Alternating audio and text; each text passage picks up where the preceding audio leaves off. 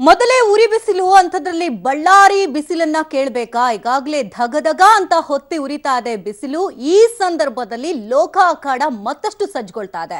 Trouble shooter DK ಶಿವಕುಮಾರ್ಗೆ ಬಳ್ಳಾರಿಯಲ್ಲಿ trouble ಕೊಡ್ತಿದ್ದಾರಂತೆ. ಹಾಗಾದ್ರೆ ಅವ್ರಿಗೆ ಟ್ರಬಲ್ ಕೊಡ್ತಿರೋರು ಯಾರಪ್ಪ ಅಂದ್ರ ಈ ಬ್ರೇಕಿಂಗ್ ನ್ಯೂಸ್ ನೋಡಿ.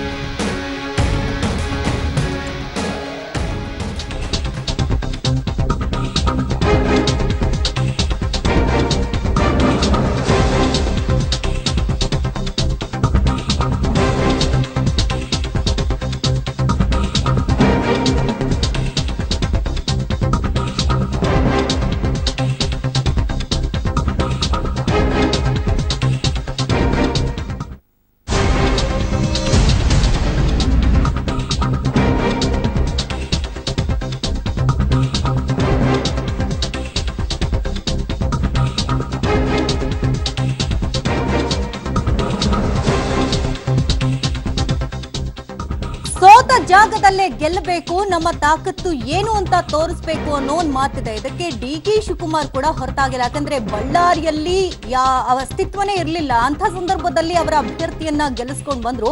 ಆದ್ರೆ ಈಗ ಆ ಕ್ಷೇತ್ರದ ಕಡೆ ಅವರು ಮನಸ್ಸು ಮಾತ್ರ ಮಾಡ್ತಿಲ್ಲ. ಟ್ರಬಲ್ ಶೂಟರ್ ಡಿಕೆ ಶಿವಕುಮಾರ್ಗೆ ಬಳ್ಳಾರಿಯಲ್ಲಿ ಮತ್ತೊಂದು ರೀತಿಯ ಟ್ರಬಲ್ ಈಗ ಶುರುವಾದಂತೆ ಕಾಣ್ತಾ ಇದೆ. ಕಾಂಗ್ರೆಸ್ ಅಭ್ಯರ್ಥಿ ಉಗ್ರಪ್ಪ ಮಗ್ಗಲ ಮುಳ್ಳಾಗುತ್ತಾ ಕಾಂಗ್ರೆಸ್ಸಿಗರ ಕಚ್ಚಾಟ ಅನ್ನುವಂತಹ ಪ್ರಶ್ನೆ ಡಿಕೆ ಶಿವಕುಮಾರ್ ಎದುರಲ್ಲೇ ಈಗಾಗಲೇ ಶಾಸಕ ಭೀಮಾನಾಯ್ಕ್ ಹಾಗೆ ಮಾಜಿ ಶಾಸಕ ಶಿರಾಜ್ ಶೇಖ್ ಇಬ್ರು ಕೂಡ ಕಿತ್ತಾಡ್ಕೊಂಡಿದ್ದಂತಹ ವಿಜುವಲ್ಸ್ ಅನ್ನ ಆ ಅಂಶವನ್ನ ನೀವೆಲ್ಲರೂ ಕೂಡ ಗಮನಿಸಿರ್ತೀರಿ. ಒಂದ್ ಕಡೆ ಕಂಪ್ಲಿ ಶಾಸಕ JN ಗಣೇಶ್ ಜೈಲಿನಲ್ಲಿದ್ರೆ, ಮತ್ತೊಂದು ಕಡೆ ಬಳ್ಳಾರಿ ಗ್ರಾಮಾಂತರ ಶಾಸಕ ನಾಗೇಂದ್ರ ತಟಸ್ಥವಾಗಿದ್ದಾರೆ. ಈ ಸಂದರ್ಭದಲ್ಲಿ ನಾವು ಪ್ರಚಾರಕ್ಕೆ ಹೋಗಲ್ಲ ಅಂತ ಶಾಸಕ ಭೀಮಾನಾಯ್ಕ್ ಎಚ್ಚರಿಕೆಯನ್ನ ಕೊಟ್ಟಿದ್ದಾರೆ. ನಾನು ಜವಾಬ್ದಾರಿ ತೆಗೆದುಕೊಂಡು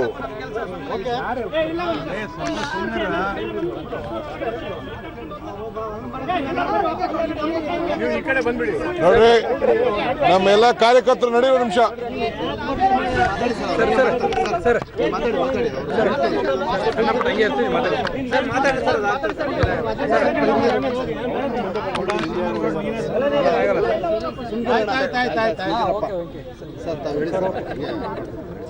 ಅವನೇನೋ ನೀವೇನೋ ಕೊಡ್ತಾ ಇದೀರ ಅಂತ ಈಸ್ಕೊಳಕ್ ಬಂದಿರ್ಬೇಕು. ಸುಮ್ಮನೆ ಒಂದ್ ನಿಮಿಷ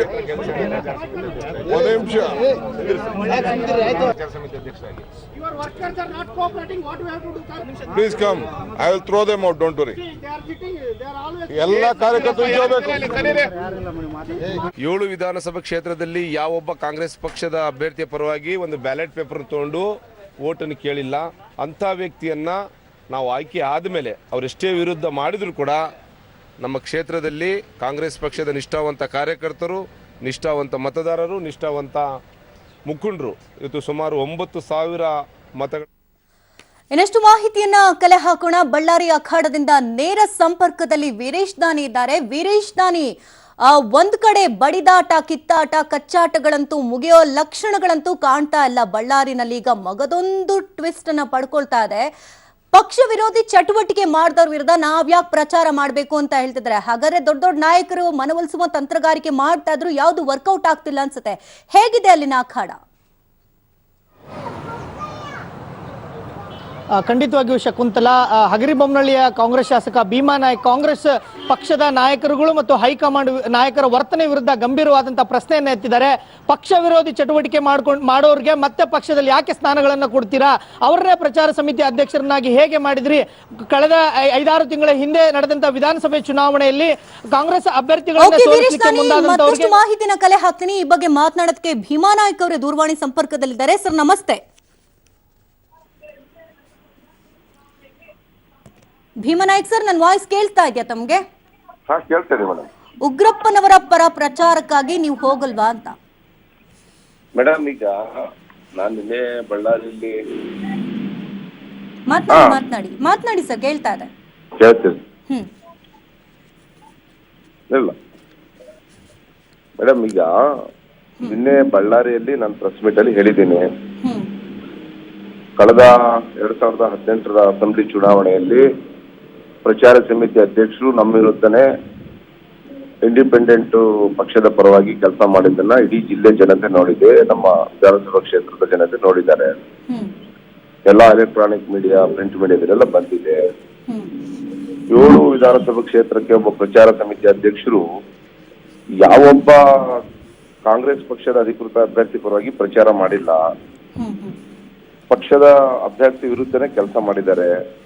ಅಂತ ವ್ಯಕ್ತಿಯನ್ನ ಇವತ್ತು ಪಕ್ಷದಿಂದ ಉಚ್ಚಾಟನೆ ಮಾಡೋದನ್ನು ಬಿಟ್ಟು ಮತ್ತೆ ಅವರನ್ನೇ ಇವತ್ತು ಪ್ರಚಾರ ಸಮಿತಿ ಅಧ್ಯಕ್ಷನಾಗಿ ಮಾಡಿದ್ರನ್ನ ಕೂಡ ನಾನು ಅದನ್ನ ಪ್ರಶ್ನೆಯನ್ನ ನಾನು ಕೇಳಿದ್ದೀನಿ. ಹಾಗಾದ್ರೆ ಸರ್, ಕಾಂಗ್ರೆಸ್ ಪಕ್ಷದಲ್ಲಿ ಕೈ ಶಾಸಕರ ಮಾತಿಗೆ ಬೆಲೆ ಇಲ್ವಾ ಅಂತ? ದೊಡ್ಡ ದೊಡ್ಡ ನಾಯಕರುಗಳು ಏನ್ ಹೇಳಿದ್ರು, ನೀವೇನು ಮನವೊಲಿಸುವಂತಹ ತಂತ್ರಗಾರಿಕೆ ಮಾಡಿದ್ರು ಯಾವ್ದು ವರ್ಕೌಟ್ ಆಗಲ್ವಾ ಅಂತ? ನಿಮ್ಮ ನಿಲುವೆ ನಿಮ್ಗ ಅಂತ? ಖಂಡಿತ ಮೇಡಮ್, ಖಂಡಿತ. ಅದನ್ನ ನಾನು ಮನವಿ ಮಾಡ್ತೀನಿ ಹೈಕಮಾಂಡಿಗೆ. ಸೊ ಈಗ ಉಗ್ರಪ್ಪ ಅವರು ಅರ್ಥ ಮಾಡ್ಕೋಬೇಕು. ಮತ್ತೆ ಇಬ್ರು ಸಚಿವರು ಇದ್ದಾರೆ ನಮ್ಮ ಬಳ್ಳಾರಿ ಜಿಲ್ಲೆಯವರು, ಸನ್ಮಾನ್ಯ ತುಕಾರಾಮ್ ಅವರು, ಪಿ.ಟಿ. ಪರಮೇಶ್ ನಾಯ್ಕ ಅವರು. ಪ್ರಚಾರ ಸಮಿತಿ ಅಧ್ಯಕ್ಷರನ್ನ ಆಯ್ಕೆ ಮಾಡ್ತಕ್ಕಂತ ಸಂದರ್ಭದಲ್ಲಿ ಇಬ್ರು ಸಚಿವರಿಗೆ ಬಹುಶಃ ಅವರು ಗಮನಕ್ಕೆ ತಂದೆ ಪ್ರಚಾರ ಸಮಿತಿಯ ರಾಜ್ಯಾಧ್ಯಕ್ಷರು ಸನ್ಮಾನ್ಯ ಎಚ್.ಕೆ. ಪಾಟೀಲ್ ಅವರು ಆಯ್ಕೆ ಮಾಡಿರ್ತಾರೆ. ಸಿರಾಜ್ ಶೇಖ್ ಅವ್ರನ್ನ ಪಾರ್ಟಿಯಿಂದ ತೆಗಿಬೇಕಂತೇಳಿ ನಾನು ಕಂಪ್ಲೇಂಟ್ ಕೊಟ್ಟಿದ್ದೀನಿ. ಶಿಸ್ತು ಕ್ರಮದ ಕಮಿಟಿ ಮುಂದೆ ಬಂದಿದೆ, ಅವ್ರನ್ನ ವಜಾ ಮಾಡ್ಬೇಕಂತೇಳಿ ಫೈಲ್ ಇದೆ. ಇಂಥ ಸಂದರ್ಭದಲ್ಲಿ ಕೂಡ ಅವ್ರನ್ನ ಪ್ರಚಾರ ಸಮಿತಿ ಅಧ್ಯಕ್ಷರು ಮಾಡ್ತಾರಂದ್ರೆ ಇಲ್ಲಿ ನಮ್ಮಲ್ಲಿ ಕಿತ್ತಾಟಗಳದ್ ಯಾವ ಮಟ್ಟಕ್ಕೆ ಹೋಗುತ್ತೆ, ಅದೇನೇನ್ ಕ್ರಮಗಳು ತೆಗೆದುಕೊಳ್ತಾರೆ, ಯಾವ ರೀತಿ ಹದಗೊಳ್ಳುತ್ತೆ ನೋಡೋಣ. ಥ್ಯಾಂಕ್ ಯು ಸರ್, ಪಬ್ಲಿಕ್ ಟಿವಿಯೊಂದಿಗೆ ಮಾತನಾಡೋದಕ್ಕಾಗಿ.